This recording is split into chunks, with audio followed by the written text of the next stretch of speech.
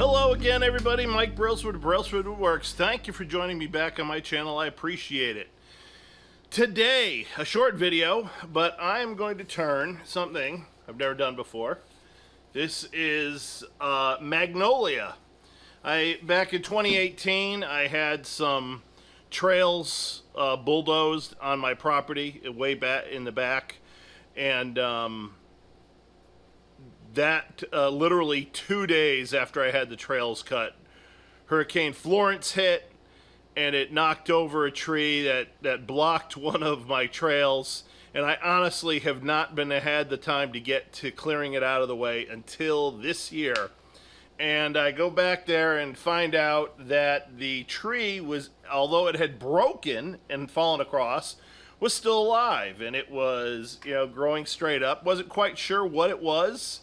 I have magnolias in the front of my property, and I know I know what they look like. But this looked almost like it, but not quite. And I use an app on my phone called Picture This. It's very handy, actually. If you like to identify plants, it's the one to get. So at any rate, you take a picture of it, and it goes through the database, and it told me it is a variety of magnolia. So I finally got back there and cut it up. This is a piece of it, and what I'm going to do is first I'm going to bandsaw this in half, and then I'm going to rough out a quick bowl or two. So let's get on that.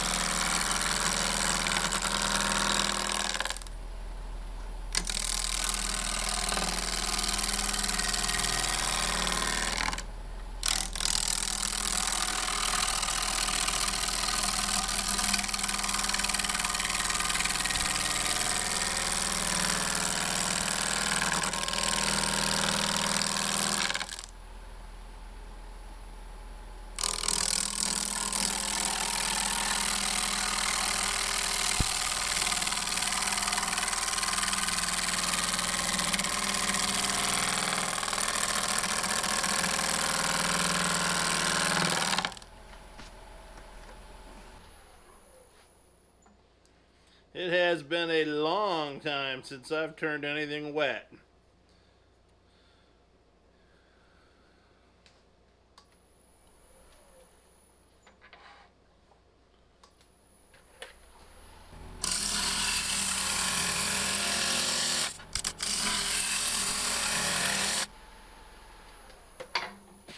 And this stuff is wet, wet, wet. And I cut it, heck, a month and a half ago.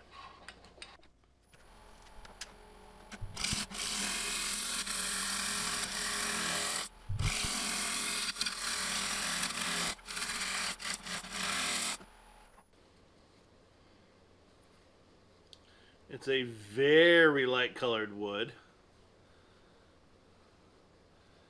The grain looks like it's fairly fine. Developed some holes. I don't know if it's bugs or what.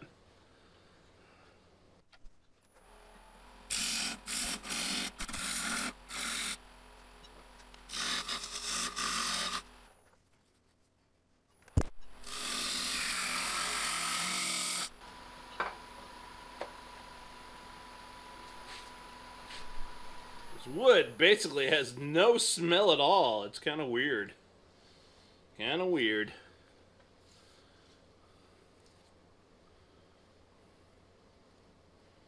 All right. Take this one off. It's ready to be hollowed.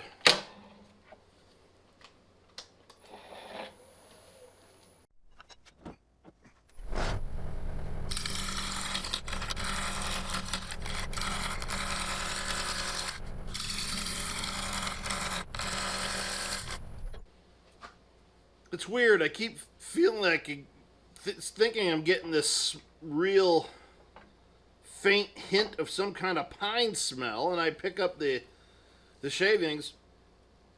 Well, maybe the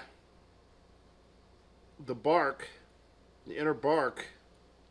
Wow, almost has an evergreen smell to it.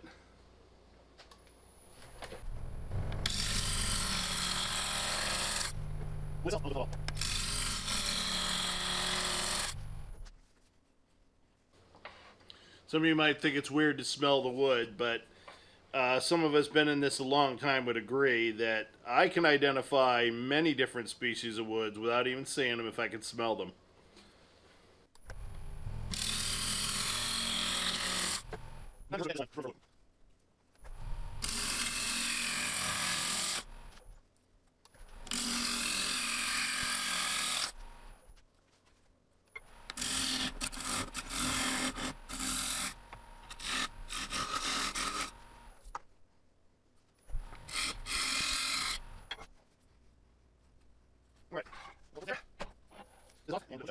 Okay, so I've got the first one chucked up. There's a couple little tiny hairline cracks, and I intend when I finish to cover these things in pentacryl or some anchor seal. I've got both before I put them up to dry.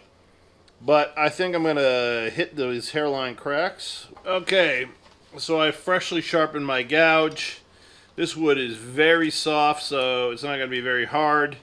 And when you're roughing a bowl, I like to leave it at least an inch thick. That way, it gives plenty. The bowl, when it dries, is going to get oblong. In this case, the tenon will get out of round as well, and you have to get that back round after the fact. So what I always do is I'll take it and I'll put it face first against my coal jaws. Hold it on with the tailstock.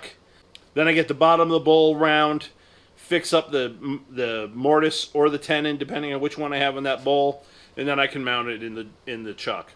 So for right now, all I'm going to do is I'm going to clean up the face, and then I'm going to hollow it out. So like I said, so the walls are still about an inch thick.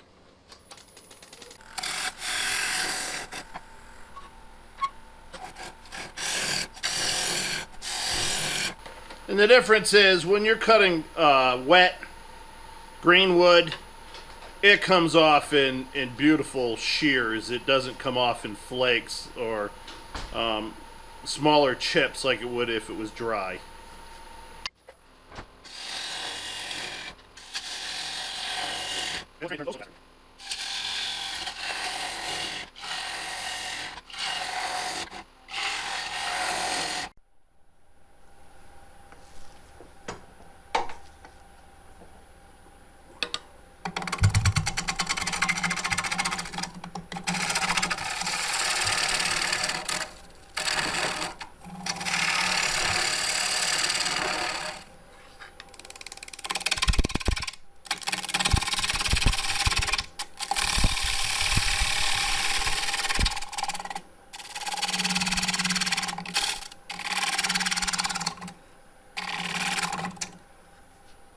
So this wood is quite interesting. It's got like dark spots to it that I'm not exactly, I don't see bug holes.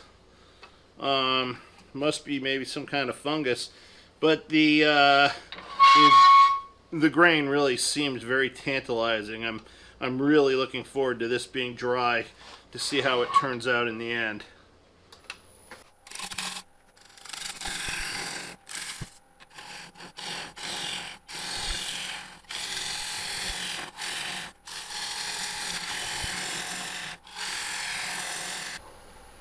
I can feel the water coming out and hitting me.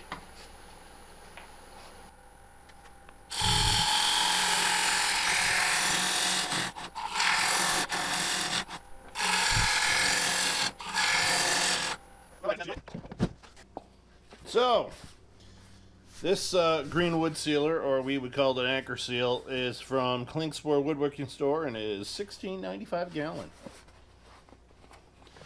That is my go-to woodworking store. Also love Klingspor sandpaper. It is, I found it's the best stuff that I've used.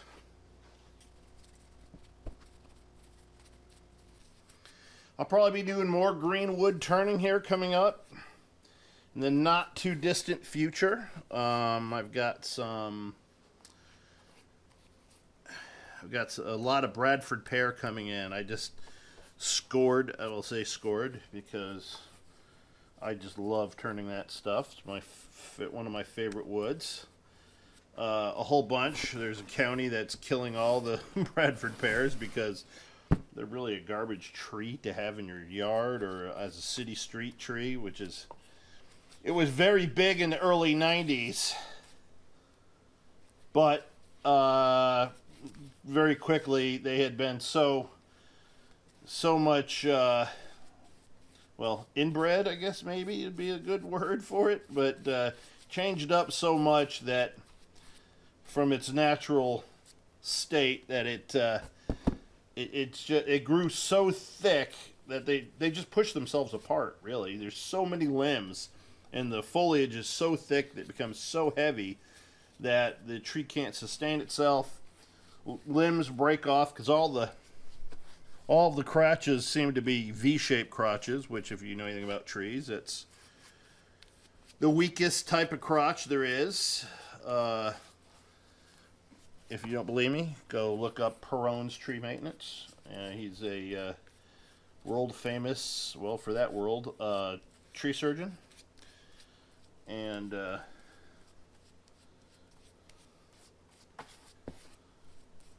he talks all about the different types of crotches and why some are weak, some are strong. And Bradford pear crotches are always weak. All right, and I guess I'm going to try to pour the rest of this back in the bottle. I'll be right back. Okay, so that's it for today. 2 quick green Magnolia bowls, both from the same log, one, each half of that log. And I've got my anchor seal on it, and they're ready to dry. I'll come back to these. Who knows? Could be years. But actually, I might throw them out in my solar kiln, see if that might get them dried a little faster. And hopefully I'll be able to try one, maybe 6 months and see how they look, because that grain is very tantalizing. I'm interested to see what it looks like. So, all right, if you enjoyed this, please take a look at some of my other videos. I'd appreciate that. If you've gotten any value out of it, and you're so inclined, please click the like and subscribe button. I would appreciate that too. And as always, please stay safe. Bye-bye.